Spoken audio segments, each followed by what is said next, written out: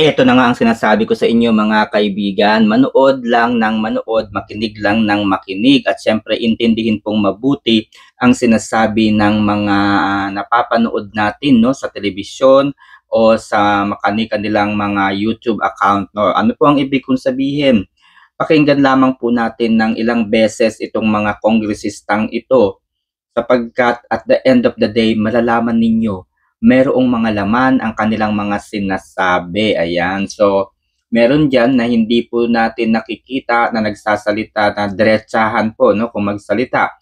Pero meron pong mga clue na ibinibigay. Ayan. Sino itong congressman na ito na nadagdag pa sa mga congressman po na nagsasabi na ito pong nangyayaring ito sa kasalukuyan, particularly sa maanumalyang flood control projects na ito ay involve ang Pangulo. Dahil sa kanyang kapabayaan, dahil hindi niya po talaga tinutukan ang flood control projects na ito, hinayaan no ang kanyang pinsan na si House Speaker no Martin Romualdez at si Zaldico hindi mangyayari ito. So ibig sabihin mga kaibigan, these congressmen are aware na talaga namang involved dito ang Pangulo. Ayan. So, sino kaya sa hula ninyo mga kaibigan? Hindi po ito si Congressman Kiko Barsaga.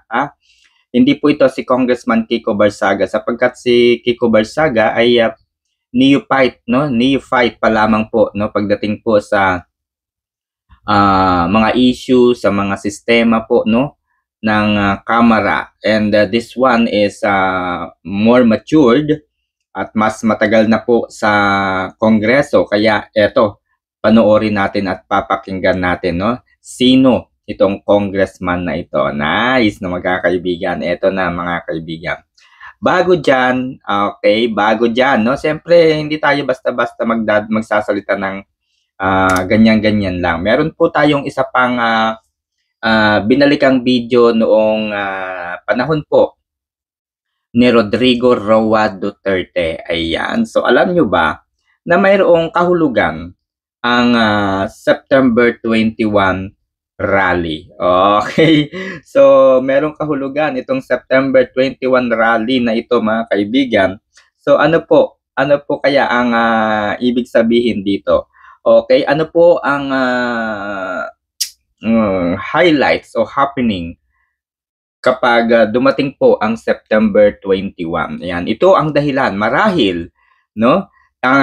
Ito po siguro yung dahilan kung bakit medyo napaisip si President Ferdinand Romualdez Bongbong Marcos Jr. na umalis ng bansa para sa isang summit, no? Ano ba yung summit na yun? Yun, basta kinansela nga po ng Pangulo at ng kanyang First Lady ang pag-alis sa Pilipinas dahil something, di ba? Alam naman natin yan, merong 1 trillion rally, no, na magaganap nga po sa September 21. Ayan. So ano kaya ang significant event sa September 21 na ito? Panoorin natin at pakinggan. September 21 is not a holiday. I have declared it as a day of protest. Lahat ng gustong magprotesta laban sa gobyerno, laban sa pulis, sa military o lahat, bagbabaan kayo dyan. So eto na nga mga kaibigan, bumaba na nga sa pwesto itong si House Speaker Martin Romualdez, pero ang pinalit po ay isa rin pong congressman na mayroong kaso sa Office of the Ombudsman, no? Kasong plunder, falsification of documents and other high crimes, no? So nagtataka lang tayo mga kaibigan dahil sa dami ng ipapalit, bakit ito pa na mayroong record? Ayan. So, nasabi ko na po sa inyo sa aking mga nakaraang video na hindi po bababa ng pwesto si House Speaker Martin Romualdez ng ganun-ganun na lamang. Meron po itong twist. Ang kanyang pagbaba ay pipilitin siya ng Pangulo na mag-resign o bumaba sa kanyang pwesto upang magkaroon po ng swift na, kumbaga, swift step of stepping down. Ayun, ganun na nga yun. Basta yun. Upang hindi po ma-highlights masyado ang Pangulo sa isang kabuktutan, no, sa isang napakalaking krimen sa kanyang kapanahunan. Ayan. So, siyempre, ang gagawin niya, pipilitin niya di umano ang House Speaker na bumaba ka na sa pwesto and so on and so forth. Pero at deep inside or at the end, at the back end, ay sasabihin niya na huwag kang mag-alala because ako pa rin naman ito ang Pangulo. Okay, so I will do my very best, no, my cousin, no, to protect you and to protect the integrity of your leadership and so on and so forth. So, pansinin ninyo mga kaibigan, mawala man si House Speaker Martin Romualdez, but still, the 215 congressmen plus 25 no, na congressmen who signed the impeachment complaint against Vice President Sara Duterte are still there. Okay? So, ibig sabihin ko dito mga kaibigan ay intact pa rin naman ang suporta ng 215 plus 25 na mga kongresistang pumirma sa impeachment ni VP Sara. Kasi itong mga kongresistang ito mga kaibigan ay bayad.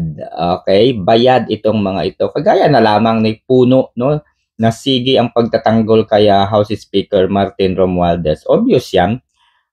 Kaya kung hihintayin natin mga kaibigan na mayroong mga kongresista na kumbaga magsasabi na, oh, bumaba ka na dyan sa pwesto mo. Oh my God, hindi po mananalo. Hindi po mananalo kung ang ordinaryong kongresista na against talaga kay House Speaker, against sa Pangulo mga kaibigan, eh hindi po yan mag-iingay kasi mawawalang ano po siya, mawawalang saysay kung ano man ang kanyang mga magiging sasabihin. Bakit? Dahil hawak nga po no, ng Pangulo at ng House Speaker Martin Romualdez ang gobyernong ito. So, kung ako for example, sabihin na natin si Paulo Henry Marcoleta, ay talaga namang sabihin na natin ano yan, ayaw niya kay Marcos, ayaw niya kay House Speaker Martin Romualdez, pero hindi yan maglalakas ng loob na magsabi na o magmosyon na bumaba ka na sa pwesto Martin, bumaba ka na sa pwesto Presidente. O hindi po. Bakit? Kasi nga hawak ng Pangulo at ng House Speaker ang gobyernong ito. So kung hihintayin natin na may mga ganon ay wala po kasi susuporta itong mga depunggal na mga corrupt congressmen na ito. Okay? So kasi siyempre damay sila eh. Bayad sila kumbaga. 150 million is 150 million. Napakalaki po ito. No? Napakalaki po ito. Kaya eto, pakinggan natin itong congressman na ito na talaga namang naging ano na. Siguro na ano na niya. Secretary Dizon ay very capable. Pero alam ko rin po na napakamahirap nung sitwasyon nyo ngayon. Especially with the 255 billion cap sa inyong budget. I do understand where the President is coming. Galit siya, naiiyak pa nga siya. Subalit ang aking pangamba, kung mangyayari po, babawasan natin, aalisin natin yung pondo ng flood control, yung mga matitinong flood control na matagal nang hinintay ng mga kababayan natin, matitinong flood control na matagal nang pinagplanuhan ng Department of Public Works, ay unfair naman po yun. Yun po matagal na naghihintay. Pero dahil kila Congressman Saldico na inuna yung mga kalokohan, pinabayaan din naman ng Executive Department. 3 years, 2023, 2024, 2025, 1.47 trillion in diversion, in insertion, pinabayaan din ng Executive. Tapos ang maghihirap ngayon yung mga kababayan nating babahain sa susunod na taon. At ang solusyon, itutuloy yung mga nakaraan. Yung mga nakaraan, palpak. Doon sa aking distrito, lahat palpak. Yung matitinong proyekto, wala. Ngayon, itutuloy yung palpak. Pagkatapos, ihinto yung matitino. understand where the president is coming, but there must be also some sense of reason in in providing funds for these flood control projects.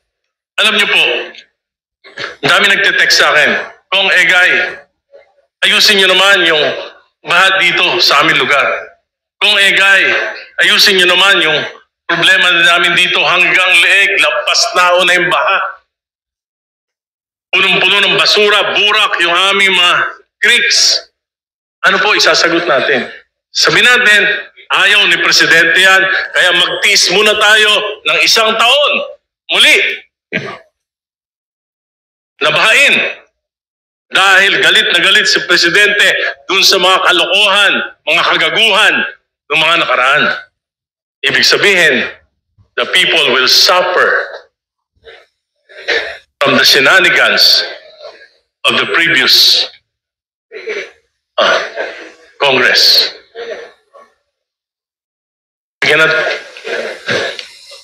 We should consider this. I know that the Secretary is not the policymaker, but maybe he can also admonish the President that there are some real projects that will benefit our people. Sir Secretary, Madam Chair, next year, pagbaha, walang mangyayari, gagrabe pa. Kung hindi lalo na dito sa Metro Manila. Pag lumabi ang baha, nahihirapan yung mga tao, anong gagawin natin? Magagalit tayo uli? Iiyak tayo uli?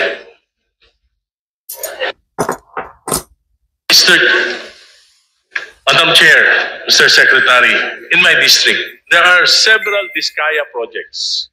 I found out, nag-research po ako, sponsor nung nakaraang kinatawan ng aking distrito, 5%, 25%, 45% completed. Iniwanan na po lahat ng mga subcontractors. Nakatiwangwang, nahihirapan po yung aking mga kababayan. Ano po ang gagawin natin dito? Iniwanan na.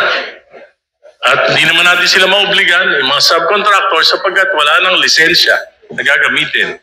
Pinahiram sa kanilang lisensya ng Diskaya. Marami pong problema. Kaya po kinakailangan, bago tayo magdesisyon, ay pakaisipin natin. Thank you, Madam Chair, Mr. Secretary. Madam Chair, may I... Please go ahead. Trillion in Okay, ano yung napanood ninyo, ano yung napakinggan ninyo mga kaibigan? Ano po yung napakinggan ninyo?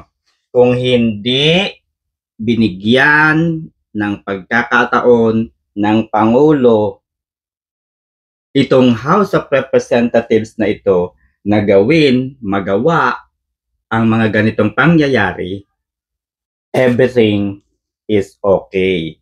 But then, dahil sa kapabayaan, ay nangyari po ang hindi dapat mangyari. So, kayo na po mga kaibigan ang bahalang sumuri sa inyong napanood o napakinggan. Magandang araw.